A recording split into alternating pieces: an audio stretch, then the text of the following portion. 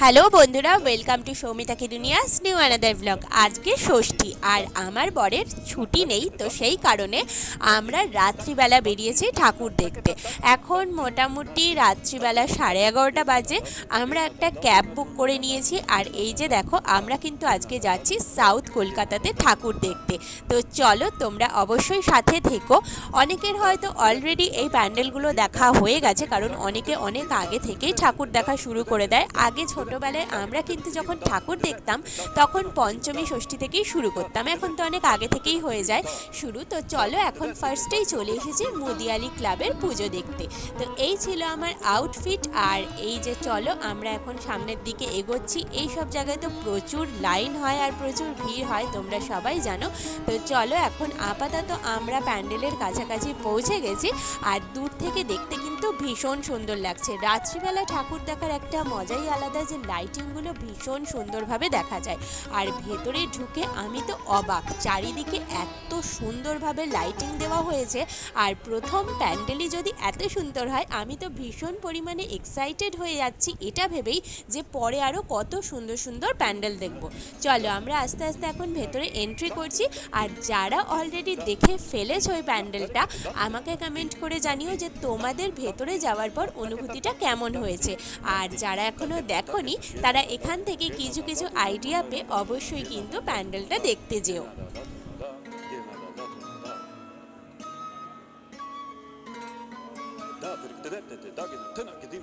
প্যান্ডেল দেখে আমি তো ভীষণ অভিভূত হয়ে গেছি, আর তার সঙ্গে মাকে দেখে আমি আরও বেশি পরিমাণে এক্সাইটেড হয়ে গেছি। কত সুন্দর লাগছে দেখো, এই ধরনের মায়ের প্রতিমা দেখতে আমার কিন্তু ভীষণ ভালো লাগে।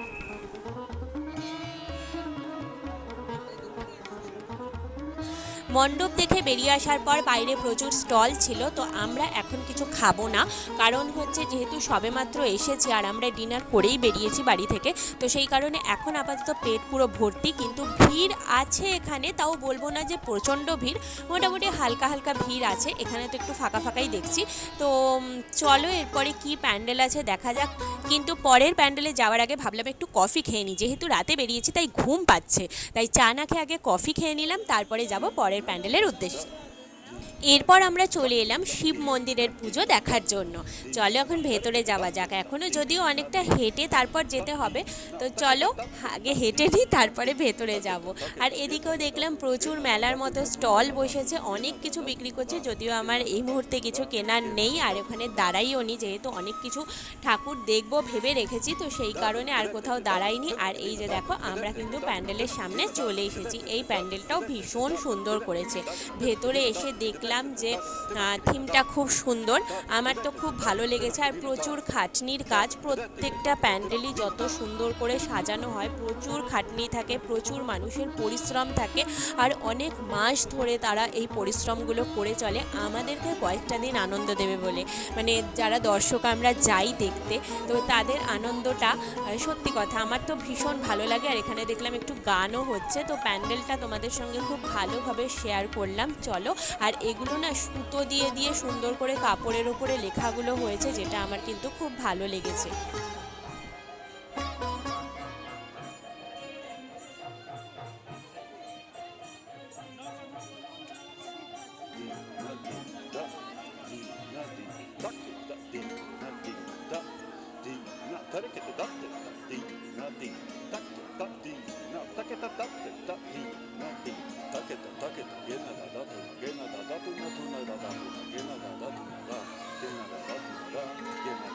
প্রতিমা দর্শন করে আমরা চলে এলাম আইসক্রিম খেতে, কারণ আজকে মারাত্মক গরম, মানে টেকা যাচ্ছে না এত গরম, আর যাই খাচ্ছি তাতেই যেন শরীরে বেশি গরম লাগছে। খাওয়া দাওয়া করে আমরা চলে এলাম সেবক সংঘের প্যান্ডেল দেখতে। আর এটা কিন্তু খুব সাধারণের মধ্যে খুব সুন্দর প্যান্ডেলটা করে, আমার তো খুব ভালো লাগে দেখতে। আর এখানের মায়ের প্রতিমা দেখো কত সুন্দর লাগছে, প্রত্যেক প্যান্ডেলেই মা সুন্দর, মা সবসময় সুন্দরী হয়, কিন্তু এই ধরনের প্রতিমা দেখতে আমার সত্যি খুব ভালো লাগে। তো সেই কারণে আমি তোমাদের সঙ্গে সেটা খুব ভালোভাবে শেয়ার করলাম।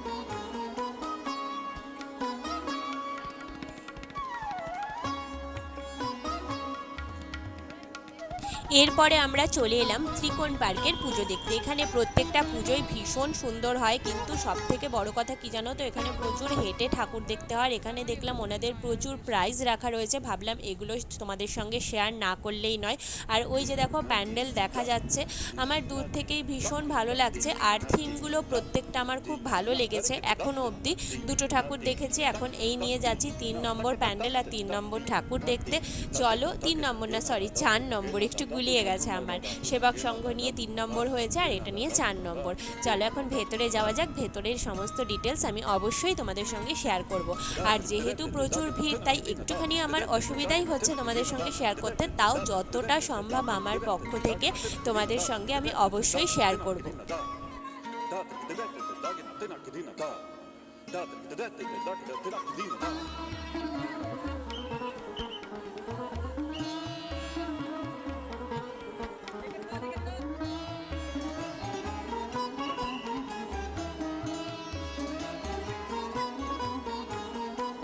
এরপরে আমরা চলে এলাম বাদামতলা আশার সঙ্গের পুজো দেখতে, যেই পুজোটাও কিন্তু খুব ভালো হয়।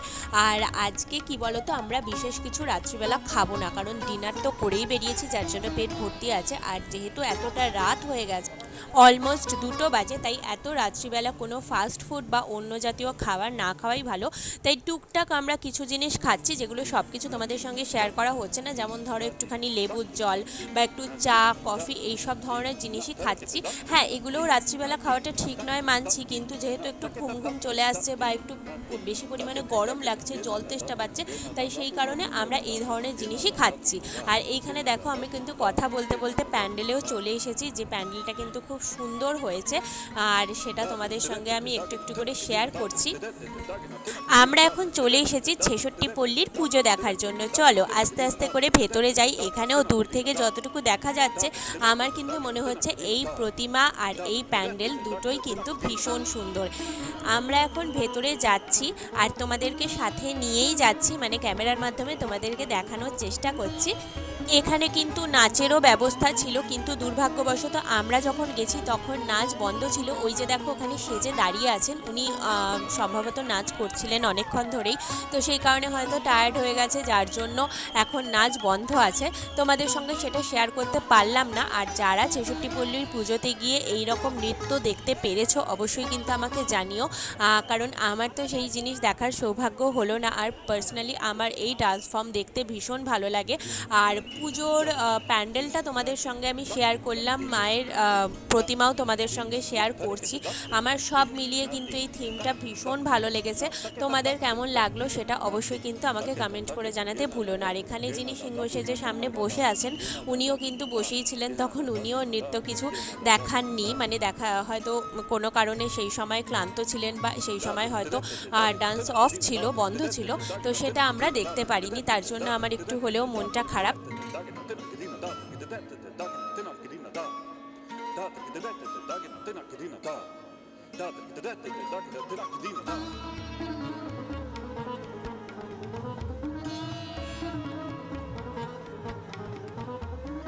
প্রতিমা দেখে আমরা বেরিয়ে চলে এসেছি। আর এখানেও কিছুটা এগিয়ে যাওয়ার পর দেখলাম বেশ কিছু স্টল রয়েছে, অনেক জিনিসপত্র বিক্রিও হচ্ছে, বাট কোনোটাতেই আমরা যাইনি, না খাওয়ার দোকানে না কোনো জিনিসপত্রের দোকানে।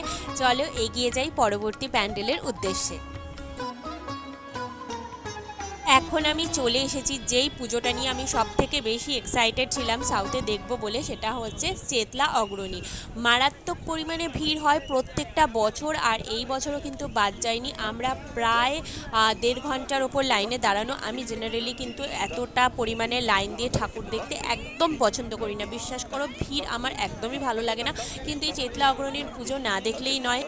আমার নলেজে যেটুকু রয়েছে, প্রায় 3 কোটি রুদ্রাক্ষ দিয়ে সম্ভবত ওই প্যান্ডেলটা করা হয়েছে, যার জন্য আমি ভীষণ পরিমাণে এক্সাইটেড ছিলাম যে এটা আমাকে দেখতেই হবে। তো সেই কারণে আমি পৌঁছে গেছিলাম ভিড় ঠেলে এই প্যান্ডেলের ভেতরে।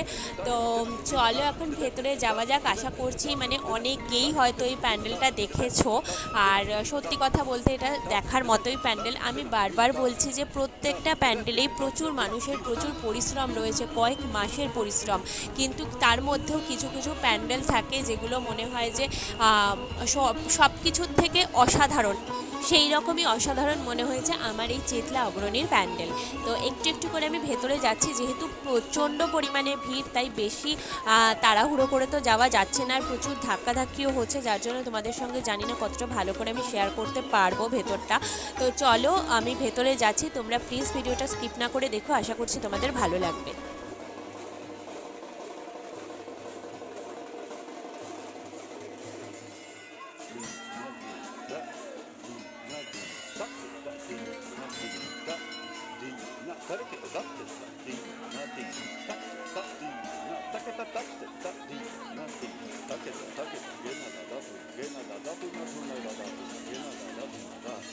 বাইরেটা যতটা না সুন্দর, বিশ্বাস করো ভেতরটা মানে ভাষায় প্রকাশ করার মতো নয়, এত সুন্দর করেছে প্যান্ডেলটা।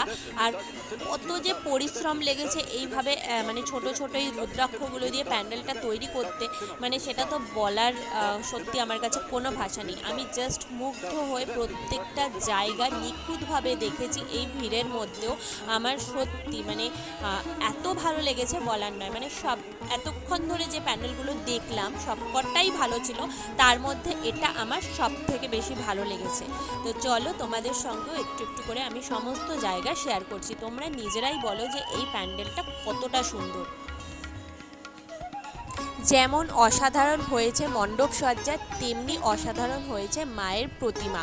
আর এইটার একটা ডিটেলস ভিডিও আমি তোমাদের সঙ্গে অবশ্যই শেয়ার করব খুব তাড়াতাড়ি। আর এডিটিং করতে যেহেতু সময় লাগছে, তাই সেই কারণে খুব মানে বেশি তাড়াতাড়ি তোমাদের সঙ্গে সব কিছু শেয়ার করতে পারছি না। তো চলো আমরা এখন যাব নেক্সট মণ্ডপের উদ্দেশ্যে। আর আমরা কিন্তু পৌঁছেও গেছি। আমরা চলে এসেছি কালীঘাট মিলন সংঘের পুজো দেখতে। এখানে ঢোকার মুহূর্ত থেকেই আমার কিন্তু দুপাশে এত সুন্দর করে ডেকোরেশন করা, যেটা দেখে কিন্তু আমার খুব ভালো লাগছে। তো চলো ভেতরে যাওয়া যাক, আশা করছি ভেতরটা আরও বেশি সুন্দর। ফাইনালি ভেতরে চলে এসেছি। আর সত্যি যেটা আমি ভেবেছিলাম যে ভেতরটা আরও বেশি সুন্দর, সত্যি সুন্দর। আর মায়ের প্রতিমাও ভীষণ ভালো লেগেছে আমার। আর সত্যি কথা বলতে কি বলো তো, এত হাঁটতে হয়েছে এখানে মাকে দর্শন করে আমরা কিছুক্ষণ এই প্যান্ডেলে বসেই রেস্ট নিয়েছিলাম। তারপর আমরা আবার বেরিয়ে পড়েছি প্রত্যেকটা জায়গাতেই। তো হেঁটে হেঁটে এত মানে পরিমাণে হাঁটতে হচ্ছে, মানে পা পুরো যন্ত্রণা হয়ে যাচ্ছে। তো এবার চলো পরের প্যান্ডেলে যাওয়া যাক।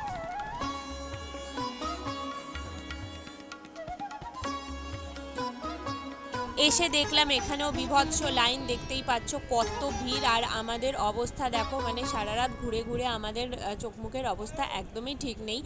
আর প্যান্ডেলের মোটামুটি কাছাকাছি চলে এসেছি, এখন ভেতরে ঢুকবো, তোমরা অবশ্যই সাথে থেকো। আর এখানেও কিন্তু আমার প্যান্ডেল, মায়ের মূর্তি সমস্ত কিছু মিলিয়ে থিমটা খুব ভালো লেগেছে। ওহো, দেখেছো প্যান্ডেল দেখতে দেখতে আমি এত পরিমাণে এক্সাইটেড হয়ে গেছি, তোমাদের সঙ্গে তো শেয়ারই করা হয়নি যে এটা আমরা কোন পুজো দেখতে এসেছি। এটা কিন্তু আমরা চলে এসেছি ত্রিধারায়। তো এই প্যান্ডেলটা দেখার পর অত্যধিক বেশি ক্লান্ত হয়ে গেছি, কারণ অনেকটা হাঁটা হয়েছে। আর যেহেতু রাতের ঘুম নেই, তো সেই কারণে আর অনেক বড় বড় পুজো কিন্তু আমরা বাদ দিয়ে দিয়েছি। আমরা ক্যাব বুক করে নিয়েছি, কারণ আমি আর হাঁটতে পারছিলাম না, পায়ে অসহ্য যন্ত্রণা হচ্ছিল। তো ক্যাব বুক করেছি আর এখন আমরা বাড়ি যাচ্ছি। আর যতক্ষণে আমরা বাড়ি যাচ্ছি অলরেডি কিন্তু ভোরের আলো ফুটে গেছে। এখন অলমোস্ট বাজে ভোরবেলা 4:30 হয়তো বাজে। তো এই যে দেখো এখন আমাদের বাড়ি যাওয়ার পালা, কারণ আর পারছি না। আবার আজকে তো রবিবার হয়ে গেল হিসাব অনুযায়ী, শনিবার রাতে আমরা বেরিয়েছি। আর চলো তোমাদের সঙ্গে অনেক কিছুই শেয়ার করলাম আমি।